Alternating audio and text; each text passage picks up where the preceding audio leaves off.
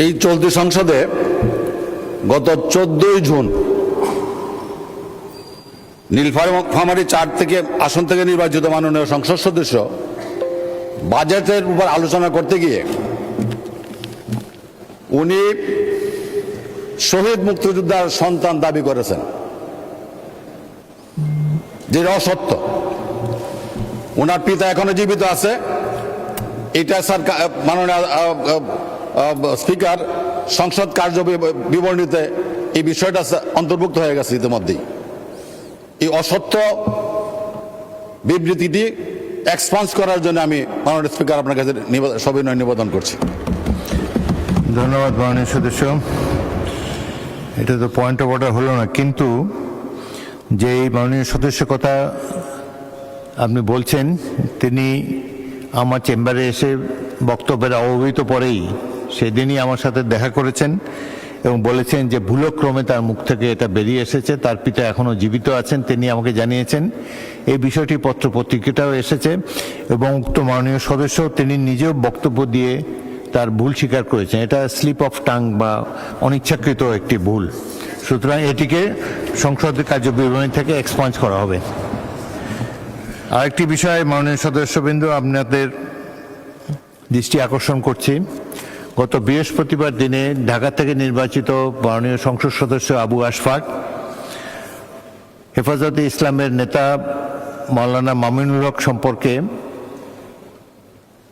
কথিত পরকীয়া সম্পর্কে দু একটি মন্তব্য করেছেন, যেটি অনভিপ্রেত। সেটি যেহেতু যার পক্ষে সংসদে এসে আত্মপক্ষ সমর্থন করার সুযোগ নেই, তার সম্পর্কে বিরূপ মন্তব্য করা অনুচিত। সেই জন্য আবু আশফাক সাহেবের মন্তব্য আমি এক্সপান্স করেছি। সাথে সাথে আমারও একটি বক্তব্য সেখানে আমি উল্লেখ করেছিলাম যে কোনো ব্যক্তির অন্ধকার জীবনের অন্ধকার অধ্যায় সম্পর্কে আমার বক্তব্য এসেছিল।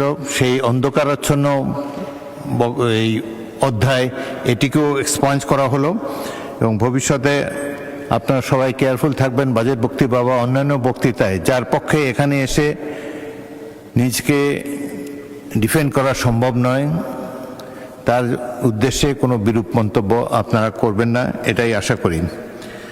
মাননীয় সদস্যবৃন্দ,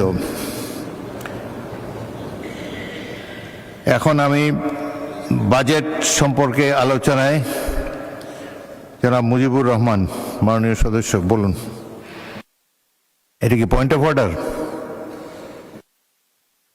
চাচ্ছিলাম, আপনার কথাগুলো খুবই সুন্দর।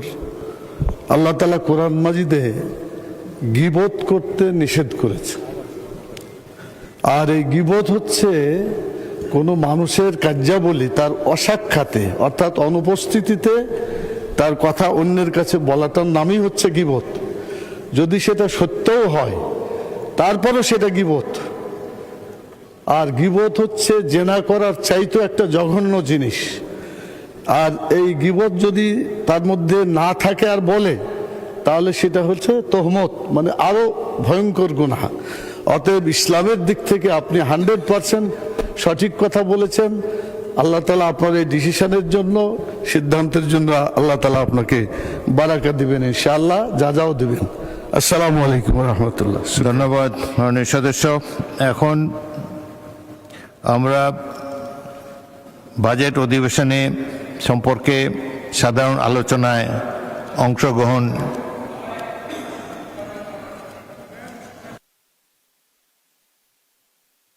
মুন্সিগঞ্জ থেকে জনাব রতন বলুন।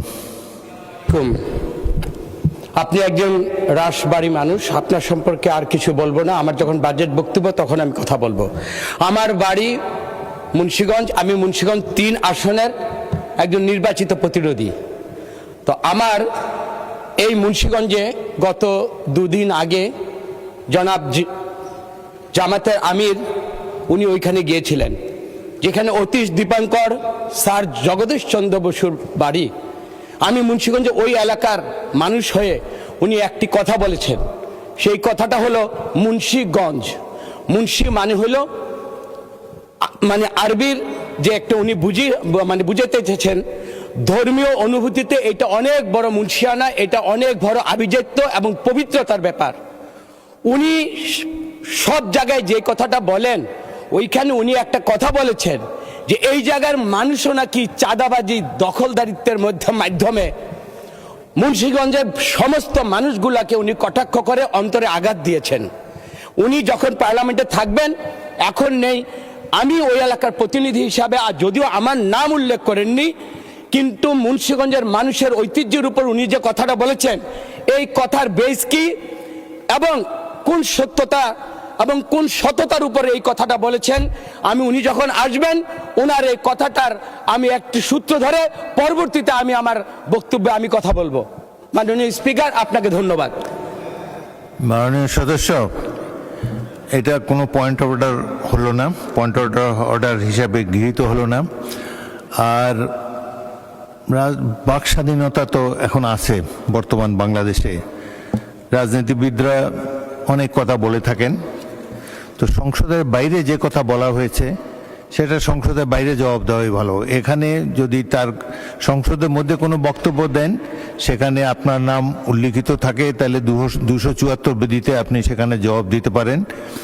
এবং আপনার এটাতে তো কোনো ডাইরেক্ট কোনো অ্যালিগেশন নাই বা কিছু, সুতরাং বাইরের কথা বাইরেই থাকুক। সংসদের মধ্যে যদি এই ধরনের কোনো আপত্তিকর কথা কেউ বলে, তখন আপনারা আপত্তি করতে পারেন, তখন বিবেচনা করে দেখবো এটা পয়েন্ট অফ অর্ডার হলো কিনা। আর তাছাড়া এখন বাজেট অধিবেশন চলছে, বাজেট বক্তৃতায় আপনি এই ধরনের কথা বলতে পারেন। নিজের এলাকার জনগণের উপরে যদি কোনো বিরূপ মন্তব্য কেউ করে, সে সম্বন্ধে বক্তব্য রাখতে পারবেন। ধন্যবাদ।